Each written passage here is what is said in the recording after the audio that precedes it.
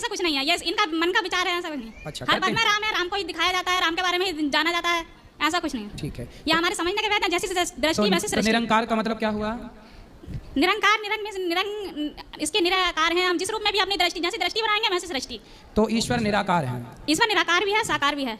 साकार रूप में जरूरी नहीं हम सिर्फ मूर्ति में ही ईश्वर देखें, ईश्वर हमें देखने के लिए माता में भी जरूरी होता है, पिता में भी जरूरी होता है, सब में वही है, इसलिए साकार भी है, निराकार भी। निराकार रूप में हम हर वक्त हर क्षण उसे हर समय अपने आसपास महसूस कर सकते हैं, हम एक क्षण भी उससे दूर नहीं है। किससे? निराकार रूप में। तो ये निराकार है कौन? निराकार भी है ईश्वर का, इसी परमात्मा का रूप है, जो साकार है वही निराकार है, जो निराकार है वही साकार है। ठीक है, तो वो निराकार जो आपके समीप है, आसपास है, वो है कौन? उसका नाम क्या है?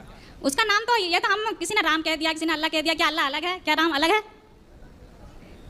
देखो, अल्लाह जो है वो ईश्वर के भेजे हुए फरिश्ते हैं, क्योंकि मुसलमान कहते हैं कि हमारा अल्लाह कभी यहाँ आता नहीं। भेजे हुए फरिश्ते जो हजरत मोहम्मद साहब थे वो एक फरिश्ते थे, लेकिन उन्होंने जो अल्लाह नाम दिया वो ईश्वर का ही दिया। तो अल्लाह का मतलब क्या हुआ आपके हिसाब से? अल्लाह का नाम क्या हुआ आपके हिसाब से? जब वो हमारे हिसाब से फरिश्ते हैं, अल्लाह को ही राम कहा गया, राम को ही अल्लाह, और जहाँ अल्लाह और राम में भेद करेंगे तो ना तो हम मुसलमान को अपना बना सकते हैं, ना ही हिंदू को अपना बना। हिंदू को भी हमें अल्लाह को मानना पड़ेगा और मुसलमान को भी राम को मानना पड़ेगा, तब तो एकता है, वरना नहीं एकता है। जहाँ का भी हम कभी नहीं कर सकते। तो एकता है, आपको दिख रही है समाज में एकता? अगर एकता नहीं है क्या हम अपने विचार भी गलत कर लें? हमें अपने तो विचार शुद्ध करने पड़ेंगे ना। आपके विचार तो शुद्ध हैं, पृथ्वीराज चौहान के विचार तो शुद्ध थे, पर मोहम्मद गौरी ने तो पृथ्वीराज को पकड़ के आंखें फोड़ी। लेकिन वो गलती मोहम्मद गौरी की थी, वो ईश्वर की नजरों में हमेशा मोहम्मद गौरी पापी था, क्या पृथ्वीराज चौहान तो नहीं थे?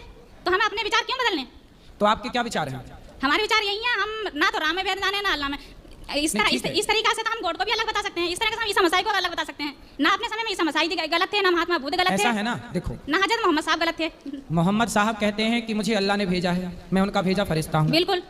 और यीशु ने कहा कि मैं ईश्वर की संतान हूँ। केवल भगवान कृष्ण ने ही कहा कि मैं ही वह नारायण हूँ, मैं ही वह कृष्ण हूँ, मैं ही वह भगवान हूँ।